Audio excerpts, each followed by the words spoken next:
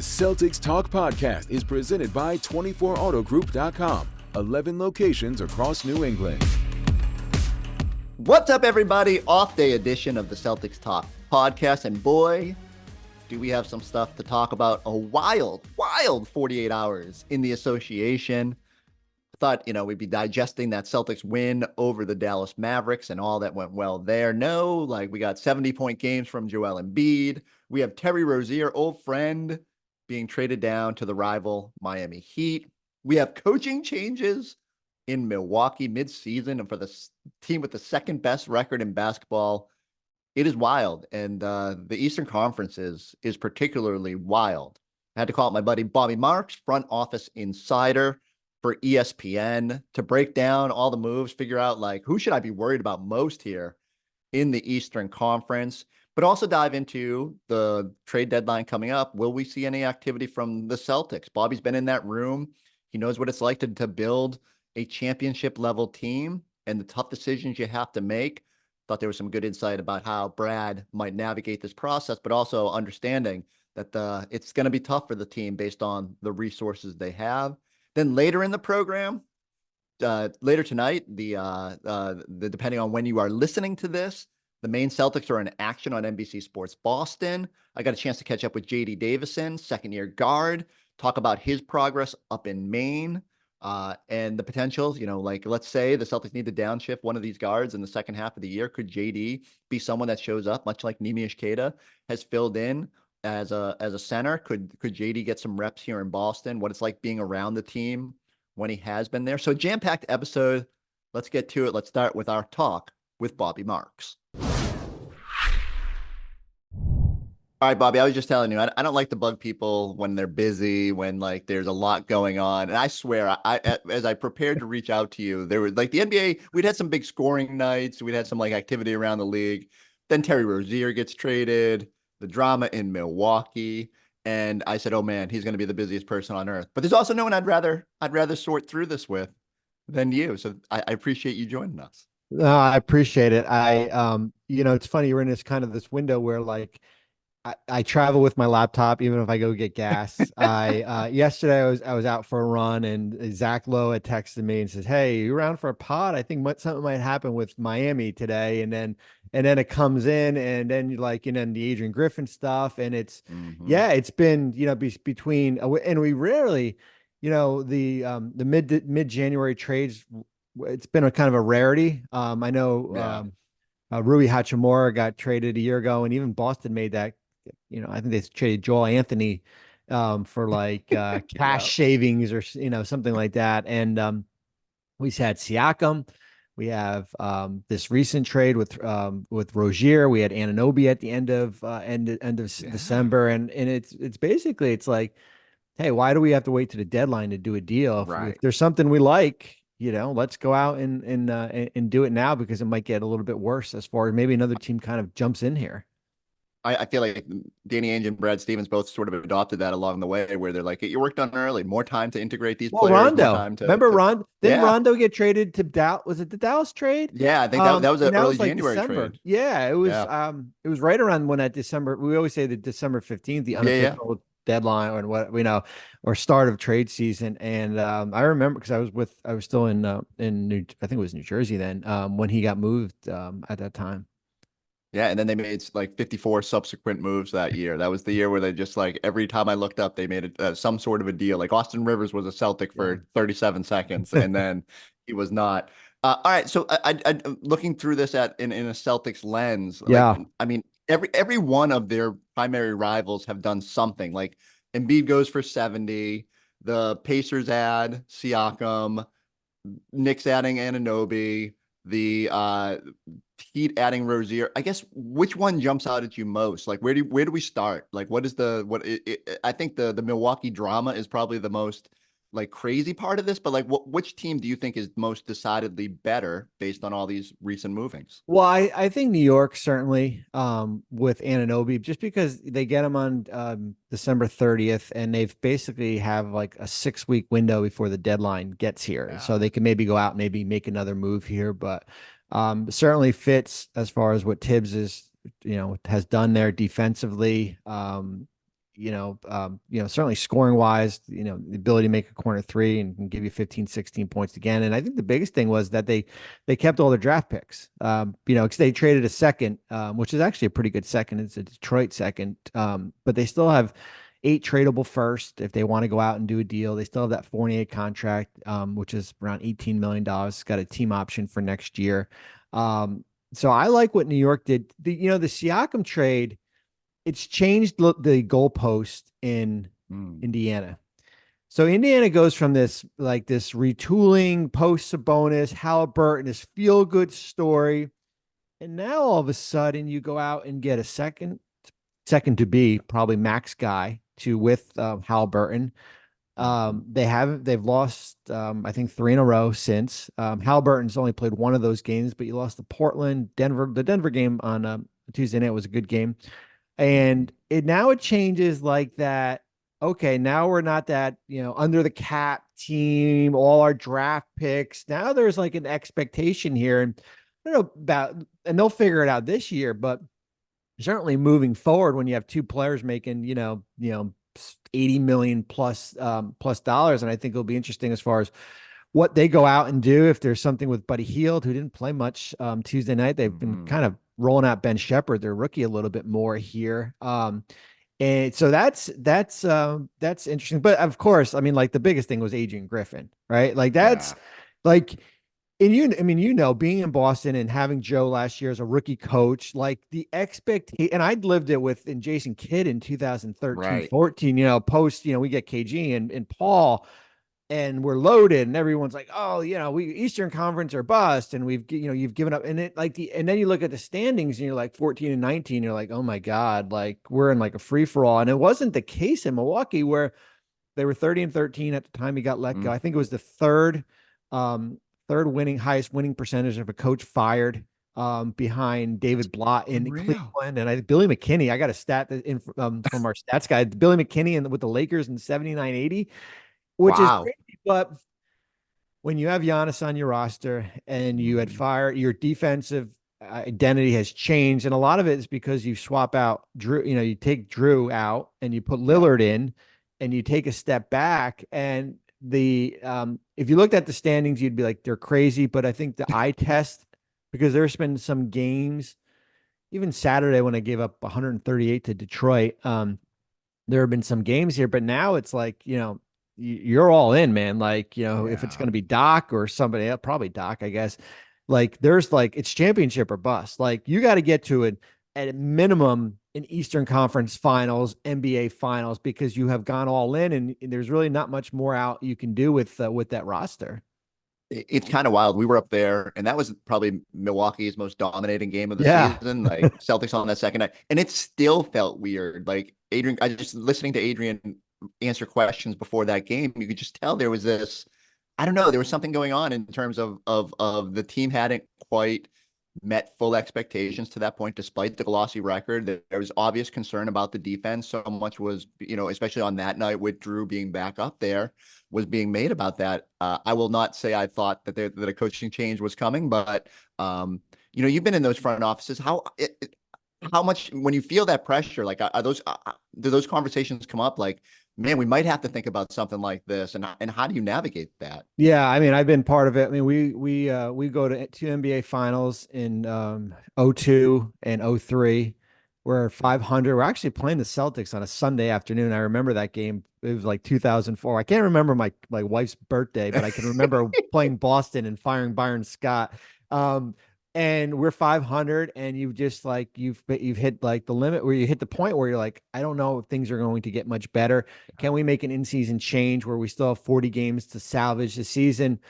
It was, I don't want to say easier for us, because we went from Byron to Lawrence Frank, who was an assistant already and had a relationship with that group. And I think Lawrence we went off like 14 or 15 in a row.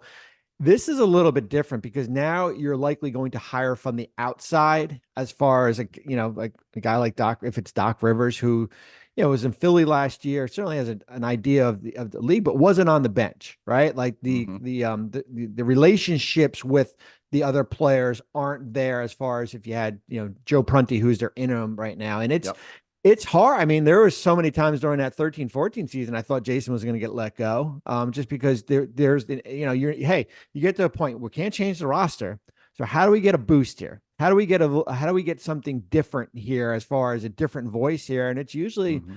it's usually the coach. I mean, it's the coach who's going to be the guy to do it. And I guess you'd rather find out in late January than you get to a first round or a second round series and you get bounced.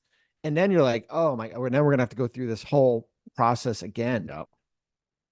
Yeah. Can Doc fix it though? Like, I mean, as much as the coach is the obvious fall guy in these situations, like, unless Doc's not going out there and playing defense, right? Like, how can he salvage what I mean, and they have so much talent. Salvage is a terrible word for this, but like, can he make a difference in terms of what ails them? Well, one of the big things that stood out, and you just talk with people as far as how many points they've given up in fast break Mhm. points, and a lot of it's just getting back on defense, right? It's like Yeah. transition defense. So, is it just a different voice from that perspective? But Lillard's still going to be out there. Malik Beasley's still going to be out there. Middleton's played pretty well from Giannis is Giannis. Maybe they use Brook a little bit differently here. Your bench is your bench. I mean, they're going to get they're going to get Crowder back eventually here from that injury, so that could help.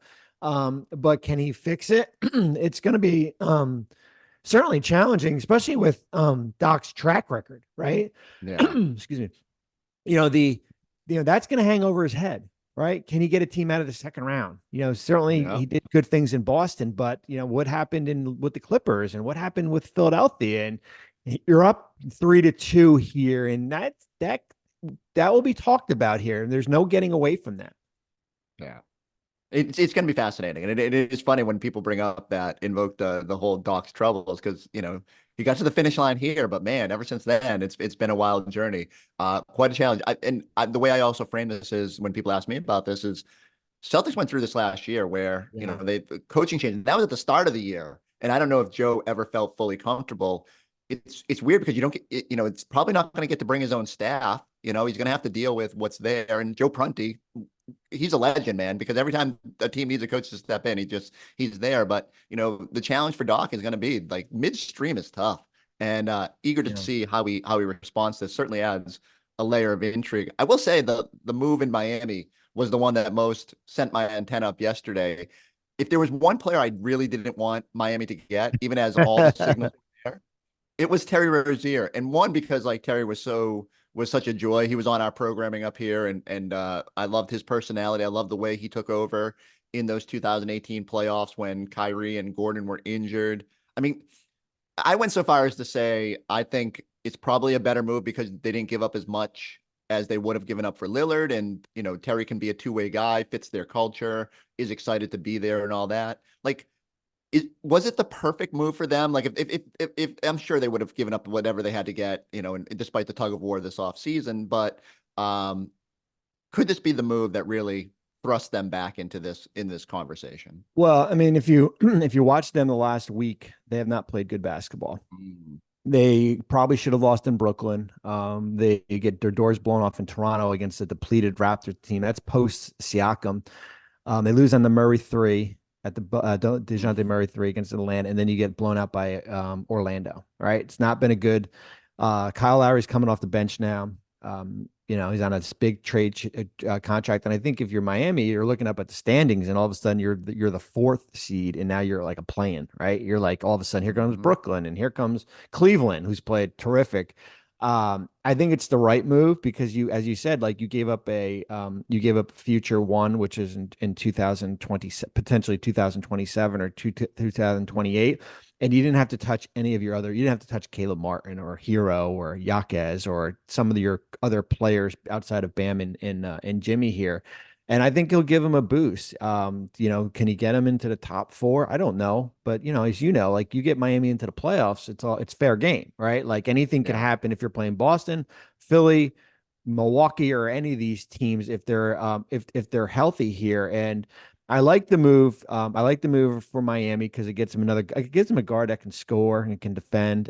The Hero combination will be interesting, the two of them together out there. And I like it for Charlotte. I mean, Charlotte's at a point where it's crazy. they're in the bottom of the standings here, and they have no draft equity from other teams. They owe a pick to San Antonio that's protected in the next 2 years. And eventually, when you have new ownership, like you have to, like, Right. it's like I heard Mitch Kupchak say, well, I don't think it's a rebuild. And I'm like, well, yeah, it's not a rebuild when you're already 8 wins. You already got 8 wins, but there are pieces there. But, now it's going to be like what happens with Miles Bridges and Gordon Hayward and what happens with PJ Washington, guys like that. And it's going to be fascinating here, but I like it for both teams. I thought it was kind of both teams kind of going in a different direction. It's weird. Like every trade lately has been good for both sides. Like Yeah, even right. How Toronto, about that? like this doesn't happen. Like but hey, maybe just the amount of knowledge we have now. Like both sides are getting what they need, and it's some of these trades have been easy to sort of see coming, and sort of like you sit there and say, yeah, like that makes sense from both sides. It's weird to see it play out so far. The one team that hasn't made a move, well, and I guess they have because they traded James Harden, but like I keep waiting for the next shoe to drop in Philadelphia. Watching them, what do you think? Do they need to make another move? Should they make another move? Will this changes in the East make them motivated to make another deal? But because like I feel like I still watching them, and it's weird to say when you watch what Maxi's doing and B going for 70. Am I wrong to think they maybe could still need one more piece to sort of get over their own hump?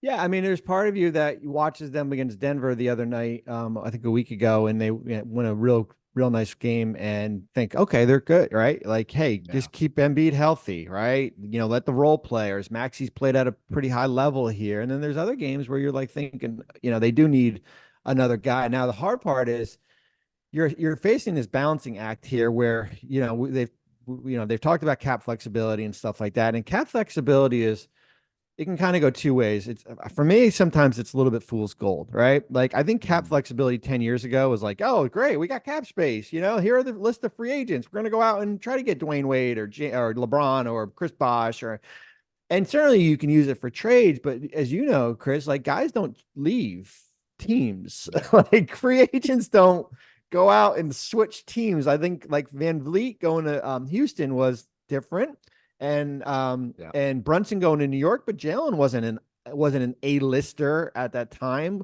So if you're waiting for Paul George to leave the Clippers or Drew to leave Boston, I think you're going to be waiting for a long time. I mean, that's the reality. But on the other end, you want to keep that flexibility, but you want to marginally improve at the deadline without giving up everything. Like I always go back to what Denver had done in two separate trades. They go out and get Aaron Gordon in 2021, and then they go get KCP right before free agency started in 2022. Cost them 1 first-round pick total in that deal and a bunch of, certainly role players there. And I think if you're Philly, like they've got 3 ones to trade.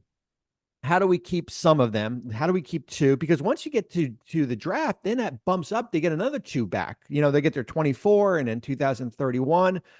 But who's the team out there that's willing to make a deal with you? Can you get I don't think Alex Caruso can, he's on such a good contract. You're not going to trade seconds for him. And is Chicago willing to go out and for a first round pick?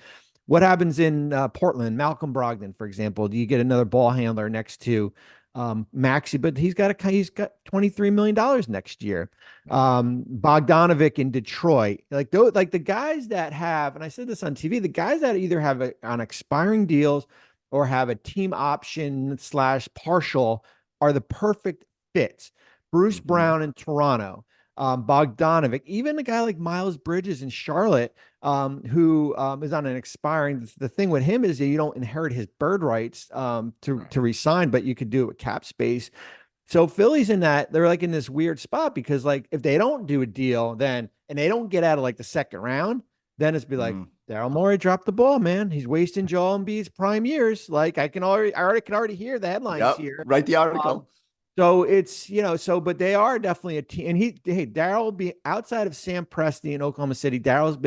Has traded made the most trades out of any active GMs right now, which is like 82. It's pretty remarkable here. So yeah, I would circle them as a team to watch, but it's a matter of how much you're willing to give up, right? Like how much of your draft equity and flexibility next year are you willing to kind of sacrifice? All right, before all this craziness started, I was just gonna make this what should the Celtics do? And it took I me know 15 minutes to get who there. wants to talk about the Celtics, man. They're rolling. We're Like so boring. even on my trade meter, I have them at a 4. And like I could even put that, and a 10 is the highest. I could even probably bump that to a 2 or a 3 or something Yeah, I was there. gonna say, like, I'm struggling. I'm that's why I need your brain here to help me. Yeah. Like, what? So first off, do you think Brad Stevens, does he feel any more pressure? I don't sense Brad as a sort of like overreactionary type, but certainly as you watch the rest of the East improve, maybe your motivation is upped a little bit. As you've, the reason I would suspect they're low on your trade meter is because they don't have a ton of assets to Yeah. go make a deal. They have that Grant Williams $6.2 million trade exception. They have some contracts at the end of their bench that are tradable, but they're all pretty much between 1.8 and 2.2 Yeah. million dollars. And unless you're making what I call the NBA 2K trade, where you're trying to load up 5 guys, and no one wants that. They do have a bounty of picks. Yeah. That's like That's a what people quiet, forget. like, That's what people forget yeah. about Boston. They're not like some of these other teams. They're not like Milwaukee. They're not like Phoenix. Yes, their payroll is high, but they still have, certainly you owe Portland a pick down the road. I think Yep. 29. Yeah. And so they're still sitting on the draft equity standpoint. And what people also forget is that in acquiring Kristaps Porzingis, they got a first, which seems preposterous at this point. So there's options if they want to make a splash. I guess, how do you balance this as, having been in there, right? Like, okay, so they're on the second apron. They're on the hook for way more money than I thought they'd be on the hook for after adding Drew. Do you just lean into it if you're going to pay $40 million in a penalty? Do you just think about adding while it's at least less prohibitive this year than maybe future seasons? Or do you just say, you know what? We got a good 6. We're hoping that Peyton Pritchard and Cornette and Hauser can be a 7th or an 8th. And like, how would you navigate this deadline if you're Brad Stevens? Yeah, I mean, it's basically that $6.2 million trade exception, right? That's kind of what you're let's just remove the draft equity out of there because Yep. that would come into play if a player becomes available here. But I think ownership has committed that they're willing to spend, right? Like they've always said, like, hey, if we have a championship roster, we can go out and do it because like they made the trade last year where they saved money and then they went out and got Muscala at the deadline where Yep. they added back money. So it's almost like just rotating the money around here. They've got an open roster spot. As you said, they are top heavy and like you're not moving your top 6, right? Like your Right. 6 guys are your core guys. And then when you peel it back, like I found it funny and I try to stay off like the rumor mill, like, oh yeah, like Boston would like Kelly Olynyk. I'm like, yeah, great. Right. I'm sure they would like Kelly Olynyk Try and back in make that Boston, trade. but like, yeah, like you're trading like 7 guys. Like it's just, that's just the reality of, because how you have to look at it is you can only, besides the exception, you can only take back within 110% of money coming in. Mhm. That's hard. So if you're trading out of Real like hard. a $10 million guy, or for a $10 million guy, you're like trying to send out like 9 and change. Like it's the old days of getting within $5 or $6 million is not there anymore. So I think you're looking at guys who fit into that 6.2 million. Like I wrote about, and I don't think New Orleans would do it. Like Najee Marshall would be great, right? Yeah. Kind of a big wing here, but he plays for them. And can you throw out a bunch of, I don't think, you would trade a 1 because he's on an expiring deal. John Concher in Memphis, like guys like that are who's on a controllable contract. Those are kind of your wing guys that you're going out and trying to do, because Peyton's, signed this rookie extension here. We always say he's got a poison pill restriction, right? So, but Peyton's on a good contract. And when you're high with salaries, you need those $7 million players or your $8 million players just to balance out the rest of your roster here. So listen, they will be active, like all 30 teams. And as far as what you can fit into that $6.2 million, they'll be active in the buyout market, but with, certainly with the restrictions as far as they can only sign players whose salary was below $12.4 million from their pre-existing. So like if Gordon became available, Hayward, he's out of the mix. Yep. Kyle Lowry became available, he's out of the mix. If there's someone out, if Alex Burks became available, potentially, like that, like down the road, looking at, from a salary standpoint here. So yeah, you're limited here as far as what you can do. But listen, at the end of the game, at the end of the day, it comes down to like Tatum and Brown making shots, Yeah. right? Like, It, listen, honestly, like I keep telling people when they say like, "What does the Celtics need?" I said, "Can you promise me Kristaps Porzingis is healthy in the yeah, playoffs? Yeah, you know that sure. Jalen and Jason are ready for that moment that this team is executing down the stretch. Like that matters way more than whatever they do here. And yet, naturally, you're just left. I think one of the feelings that people up here came away with after 22 was, man, they were one player short against the Warriors. Like you needed that one other defender that you could have thrown to help chase Steph or Klay Thompson or whatever the case may be. And so I think there's a fear that you don't want to feel that way again. And yet, no matter what the name is, like it's just hard when you're talking about those 6.2 and under guys. It's either It's not guys easy. on rookie deals who run counter to what you're trying to do. It's like it's hard. Like I don't know. There's just Well, not here's the you other you thing come too. up with the most. Here's the other thing too, Chris, is like people forget there's only 437 players in the NBA. Yeah.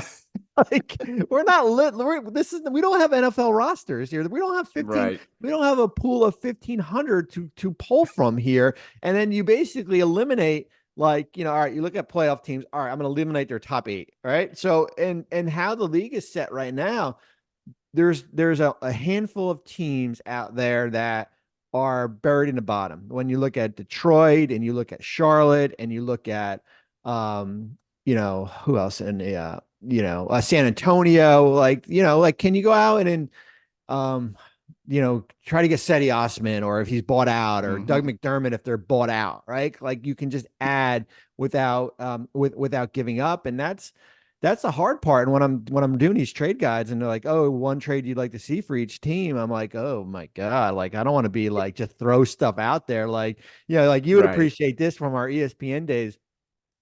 Our good friend Adam Reisinger, like we're doing like, the one trade we'd like to see Yep. article. And I was working on it last night. And usually it's like, like Zach LaVine to the Lakers and all that stuff.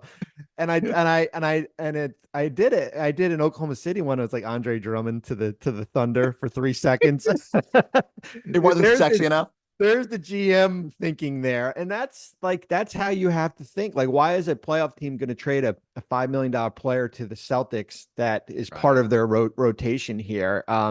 But listen, I think Boston's in a really good spot. I really do. I mean, but it comes down to Brown and Tatum, Porzingis staying healthy, Holiday,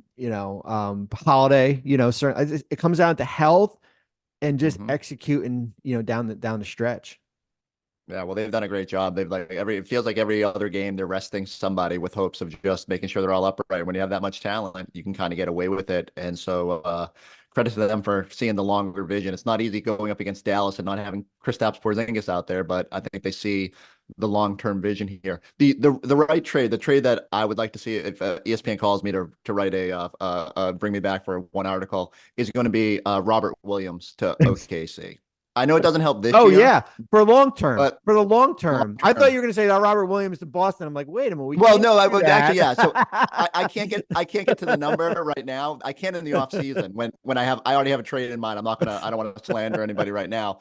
If Rob is not moved Yeah, before the off season, I will find a way to trade him back to I would Boston take a fly. 100%. Yeah, I mean, if you're the Thunder and you're sitting on 14 tradable first and 21 seconds, I would take a flyer on him. And I know like there's the injury part and where he is health wise here, but I think Oklahoma City, where they're 29th in defensive rebounding percentage, Mhm. and they're 29th in second chance points allowed, which is a lot.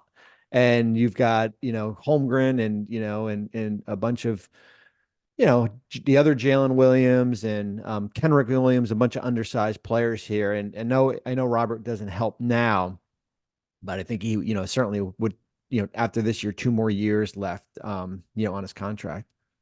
And all I think about is how good OKC is rehab. Like they dipped Al Horford in some sort of fountain of youth and then sent him before sending him back to Boston. So I feel like that would be the one spot where Rob, and he's got a place down in Texas now, like close to home.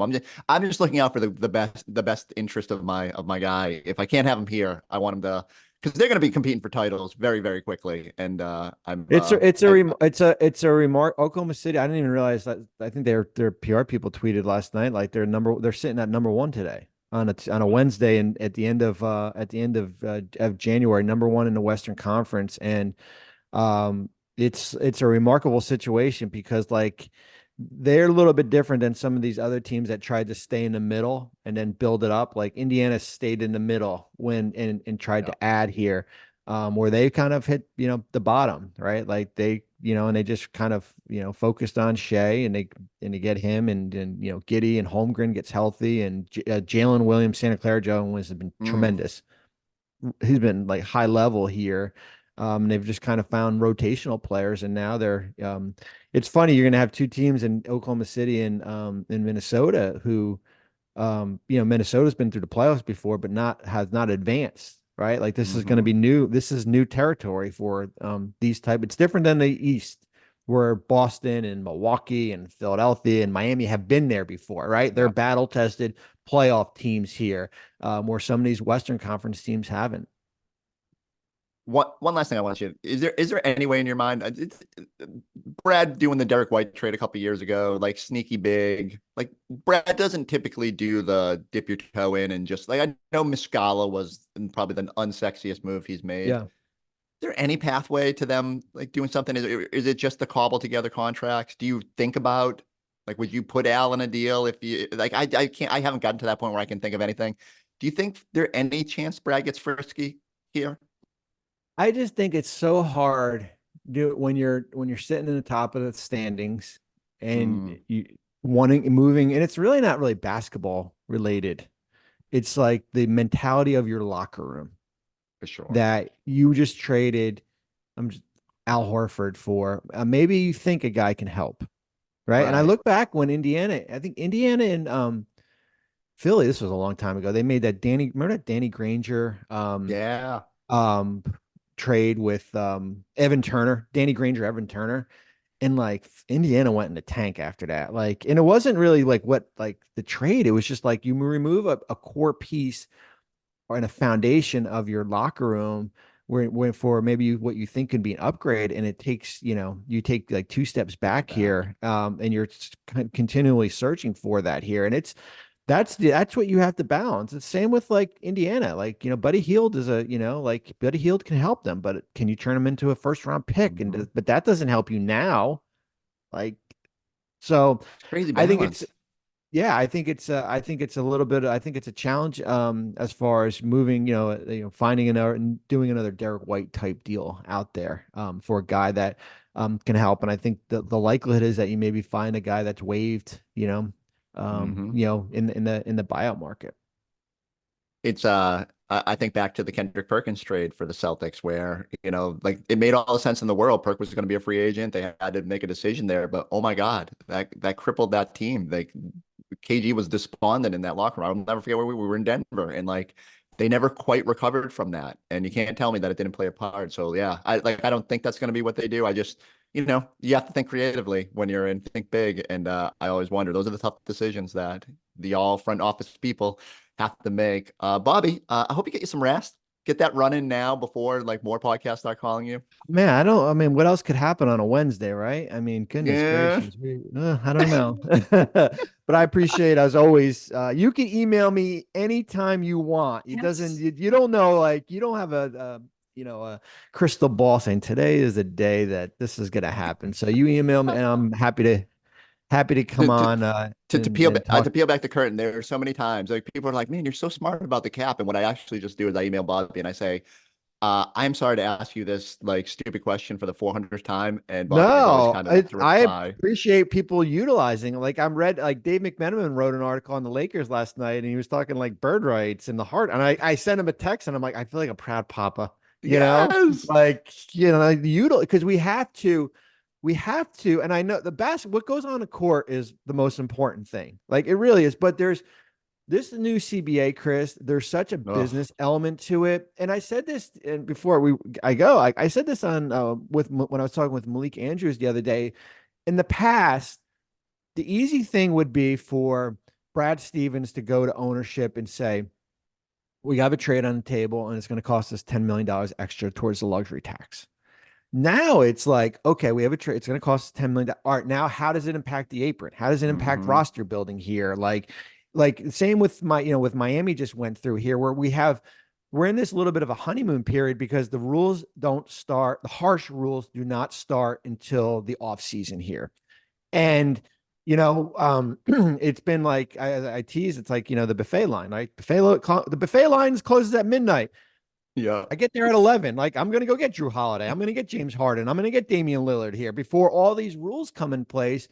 And there's going to be so much more restrictions. And that's why Boston's in a good spot because, with the two J's, and then you've got Porzingis on a below max contract. And eventually what will happen is you've got to figure out with Derek White, right? Like next year, like he'll be extension eligible. He'll be on expiring, is he I don't think so. A roster casualty because where your finances are here, but it makes you just, instead of just doing a step one, now you got to do step 2, 3, 4, and 5, as far as how this new CBA affects how you build a team. Well, I'll plant the seed now. Be prepared for we're going to need you whenever Drew signs whatever extension. He'll probably sign with this team.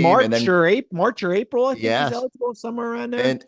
And I suspect you got to move quick on that, right? Because like you're just they must know teams can't talk or we're not supposed to talk. But they've got the Siakam agreement. Yeah, exactly. Right. You don't trade for someone without at least some indication that you're going to have a long-term future with it. But winning helps. Yeah, you're going to winning helps. Winning helps. True. Exactly. Yeah. But like then the Derek thing, like I keep trying to figure out the Derek number, and every time he has another big game, I sit there and think, man, Wick Grossbeck, I hope you're ready to write some checks. Well, he whatever percentage his agents get, they should give like a 0.002 to JJ Redick, who's been the biggest Derek, and rightfully so. Like, listen. Like, I mean, if you haven't watched Derek White in San Antonio, like back in the day, like, the guy led the league in charges, was like, like this isn't new. I mean, it's new because he's in the spotlight is on, like they're in a different element here where they're on a terrific team here. And he's, who knows? You get 3, 4 all-stars, maybe potentially. We'll see. We'll see. At least 2. Right. That's a good. That's why you're the best, Bobby. Just setting me up for a tease. Next segment, I'll go ahead and dive into that. Bobby Marks, thank you as always. Thanks, Chris. Appreciate it. Look no further than the award-winning 24 Auto Group. With over 2,600 vehicles in stock, the brands you love, backed by the savings and service you can count on. Visit today or shop online at 24autogroup.com.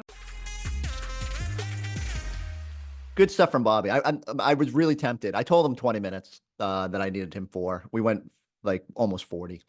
And I still had like 100 questions on the extensions coming up for Drew and then having to navigate it with Derek.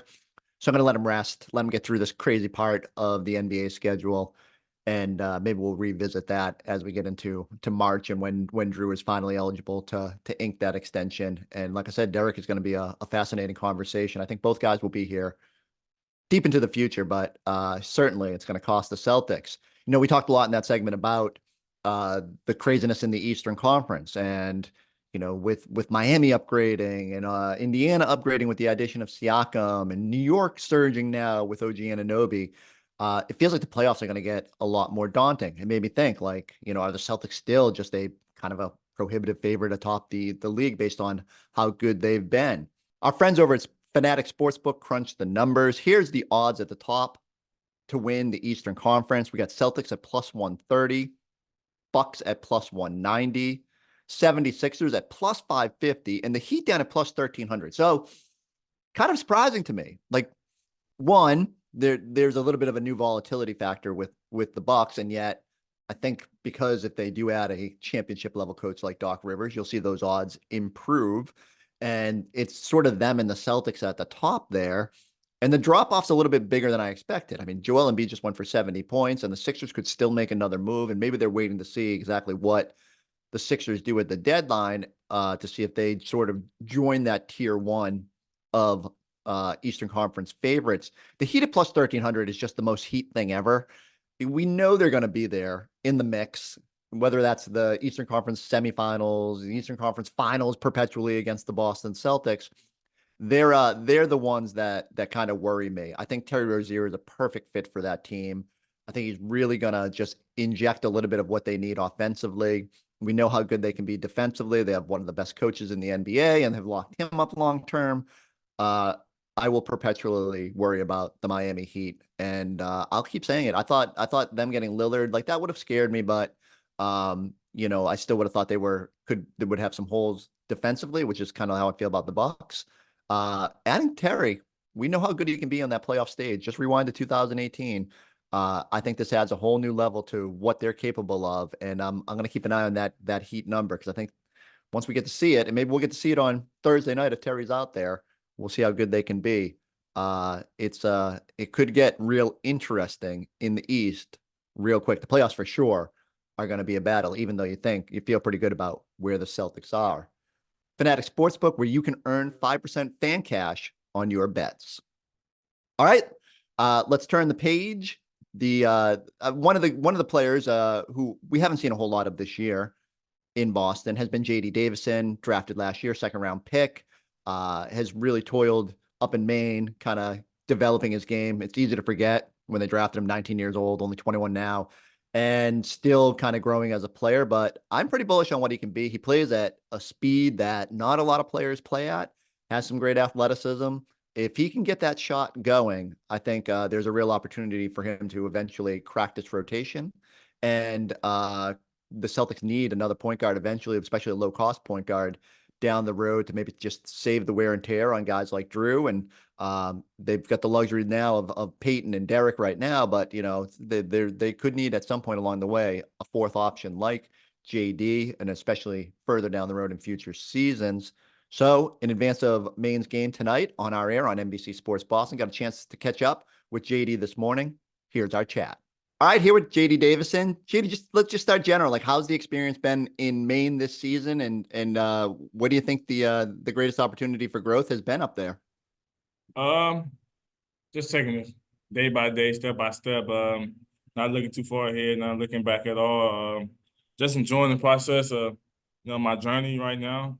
21 years old, just enjoying the journey. The next step is just enjoying like leading the team, being that point guard coach on the court, and just trying to make my teammates better every day. What has that evolution been like? You come into the league, obviously, drafted late second round, but the Celtics are loaded at that point guard position. You get sent up to Maine. Like, where do you think you've been able to develop most in that point guard mentality? I'd say just bringing the energy from the jump, like on the defensive end. They've been talking to me a lot about pressuring the ball, guarding the ball, not getting screened a lot. So it's just coming here trying to bring that energy from the jump for the team and trying to be that spark. You play at a pace that not a lot of players play at. Like, what is that like trying to harness that and turn that into a weapon with your speed and the way that you play on the court? Just knowing got a lot of shoes around me at all times, so it's not easy to help or so it's trying to use my speed and my strength as an advantage against guard that's guarding me or whatever. Trying to be me. That's all, being me. What is it like? What did Joe and Brad and tell you before you go up to Maine for these stints? Like, what do they want you working on? Where do they want to see you develop as a point guard?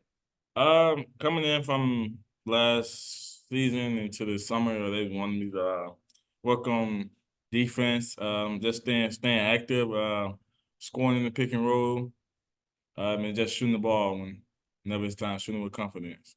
Tell me about that, because that's a process, right? Like even I think back to some of the guys that have come into the league, and Avery Bradley, when he first got there, had to go up to Maine, learn and get that confidence and with shooting the basketball. What has that process been like, and how are you gaining confidence with that shot? Yeah, the confidence is there. Just trusting the work you put in every day. Shooting a lot of shots, just taking it to the game. And I always say just trusting my work and the work I put in this summer. Now just trusting it, and every time I shoot, I think it's going in. Well, the numbers reflect it, and seeing you putting up some big numbers up there, both on the assists and the points. I know you the voting closed last night for that up next game. What would it mean if you to at least be considered for that game and get a chance to show off on the All-Star stage? It will mean something for me. I guess I see the work that I've been putting in coming to reality, and just going down the All-Star weekend and taking that moment is like a surreal moment. I've never been to All-Star weekend, so it'll be different for me. Nice. Tell me about you got to come back up with the parent club. Like, what's it like bouncing between, and how much are you keeping an eye on what they're doing every day? How much are you just locked in on what you're doing up there? What's the balance like? Once you get out of practice, you got a little time off your hands. So I try to watch the game as much as I can, but basically just focusing on where I'm at, if I'm up or down. So just taking it day by day. Anytime could be a call up or you it could be a call down back to Maine. So just staying ready for that moment, and just the big club is the big club. You always want to be there, and that's my goal to get there. From when what we've seen, obviously winning helps, but like you get to be in that locker room. It feels like there's some good vibes in there in terms of like what this team is doing. What's it like to be a part of that mix on those days you are with the parent club? Man, it's different. Just knowing them guys and one of just when you go there, always checking on you when you're up there. So it's always just like my big brothers. I would say just being in the locker room with them it's still surreal to me. Like I don't think it got to me yet. Just being in the locker room like Jason Tatum, Jaylen Brown, it's kind of different to me. What is it like? Who's taking you under their wing? Who's the most checking on you? Who are the guys that are making sure you're on that right path? I'll say JB and Drew Mm. as of now. Those are guys I talk to and like I watch the most, just like during the game. So those are two guys. What's that like with Drew has obviously accomplished so much in his career and having won a championship. What's it like getting a little advice from him now, part of the organization? Man, I've been watching Drew since I don't know, New Orleans days, so it's kind of different for me. So just taking the advice from him because he's been on the championship team, he got a ring. He's been leaders of a lot of teams, and like he's the quarterback of the defense now. So just watching him is like, oh my God, it's so different. Tell me about that. You mentioned staying ready and not knowing, sometimes you're going to be up there, sometimes you're getting called up. We've seen guys like Nemish get thrown into a role when injuries and stuff like that. How do you mentally stay ready for that? Like that, heaven forbid, if Drew or Peyton or someone was to go down, how ready are you to jump onto that spot? I'm ready. I'm ready. I think I've been showing it during the G League games where I've been trying to play defense as hard as I can, trying to be the hardest player playing on the court at all times. So I think I'm ready. I love it. I love that confidence.